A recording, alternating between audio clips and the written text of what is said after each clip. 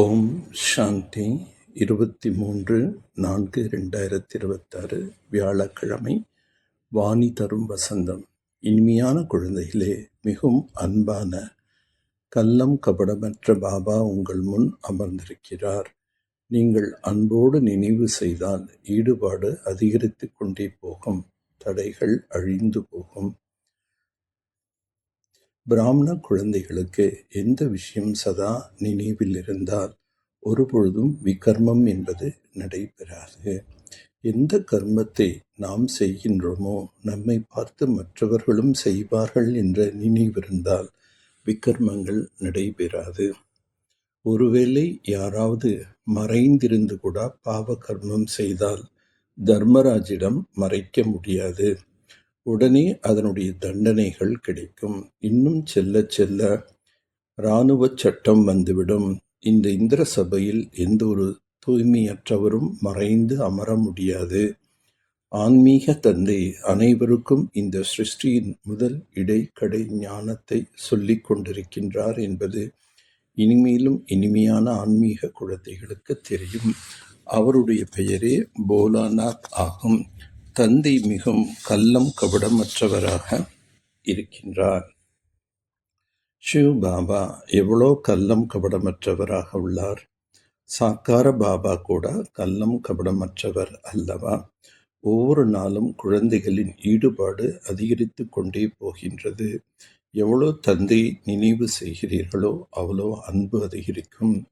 அப்போது எல்லாரிடம் அன்பை விட்டுவிட்டு ஒரு பாபாவிடம்தான் அன்பு வைப்போம் என்று நீங்கள் வாக்குறுதி கூறியுள்ளீர்கள். ஆனால் மாயை இவ்வளோ அன்பு வைக்க விடுவதில்லை.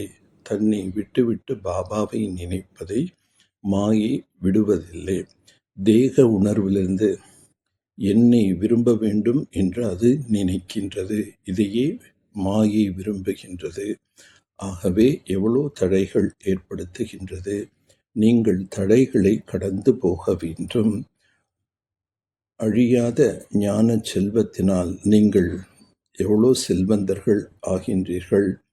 ஞானம்தான் வருமானத்திற்குண்டான மூலதனம். ஞான வருமானத்திற்கு மூலம் நீங்கள் நிறைய செல்வத்தை சத்தியுகத்தில் அடைகிறீர்கள். நீங்கள் ஞான கடலிலிருந்து தோன்றிய நதிகள், நீங்கள் மானசரோவர் நதிகள் ஆவீர்கள். எப்படி நாம் உயர்ந்த பதவி அடைவது என்ற கவலை இருக்க வேண்டும். நாம் தோல்வி அடைந்து விடாமல் இருக்க முயற்சி செய்ய வேண்டும். நிறைய மதிப்பெண்கள் பெற்று தேர்ச்சி அடைந்தால்தான் உயர்ந்த பதவியை பெறுவீர்கள். முக்கியமாக பாரதத்தில் தந்தை பாரதத்தை சொர்க்கமாக மாற்றி இருக்கின்றார். மற்ற அனைவருக்கும் முக்தி கொடுக்கின்றார். தந்தை மாயாவின் பந்தனத்திலிருந்து விடுவிக்கின்றார். பாபாவுக்கு அனைவருக்கும் சத்கதி வழங்கும் வள்ளல் என்று பாடப்படுகின்றது. நாடகத்தில் என்ன நடந்தாலும் ஒரு நொடி கடந்தாலும் போன கல்பத்தில் கூட நடந்தது. அழுக்கான உலகத்தில் எந்த வேலை செய்தாலும் அழுக்காகத்தான் செய்வார்கள். ஷரீரத்தின் மீது நம்பிக்கை என்பது கிடையாது. ஆகவே நன்றாக முயற்சி செய்ய வேண்டும். இந்த நேரம் மிகவும் ஆபத்தானது. ஆகவே எந்த ஒரு தவறான செயலும் செய்யக்கூடாது. கர்மம் அகர்மம் விகர்மத்தின் விளைவுகளை கவனத்தில் வைத்து எப்போதும் உயர்ந்த கர்மங்களை செய்ய வேண்டும். யோகத்தினால் சதா காலத்திற்கு தங்களின் உடலை நோயற்றவராக மாற்றிக்கொள்ள வேண்டும். மிகவும் அன்பான அந்த ஒரு தந்தை மட்டுமே நினைக்க வேண்டும். பாபாவிடந்து கிடைக்கும் அழிவற்ற ஞான செல்வத்தை தானம் செய்ய வேண்டும். சகிப்புத்தன்மை என்னும் குணத்தின் மூலமாக கடினமான சம்ஸ்காரங்களையும் குளிர்ச்சியாக ஆக்கக்கூடிய திருப்தியானவர் ஆகுக. எவரிடம் சகிப்புத்தன்மை என்னும் குணம் இருக்கின்றதோ அவர் முகத்தில் எப்போதும் திருப்தி தென்படும். அவர் தானும் திருப்தியாக இருந்து மற்றவர்களையும் திருப்திப்படுத்துவார்கள். திருப்தியாக இருப்பதே வெற்றியின் அடையாளம். செகுப்பு தன்மை கொண்டவர்கள் தனது சக்தியினால் கடினமான சம்ஸ்காரங்களை அல்லது கடினமான காரியங்களை மிக எளிதாகவும் குளிர்ச்சியாகவும் மாற்றுகிறார்கள். அவர்களின் முகமே குணங்களின் சுரூபமாக தெரியும்.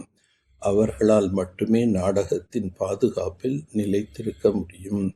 வார்த்தைகளால் மாறாதவர்களே உங்களது தூய்மையான அதிர்வலைகள் மூலம் மாற்ற முடியும்.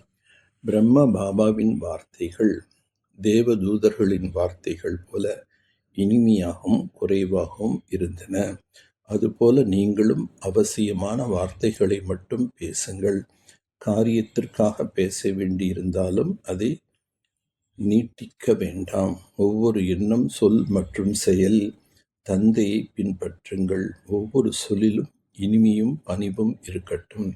இதற்காக தன்னை நிமித்தமான ஆத்மா என்று எண்ணி செயல் செய்யுங்கள்.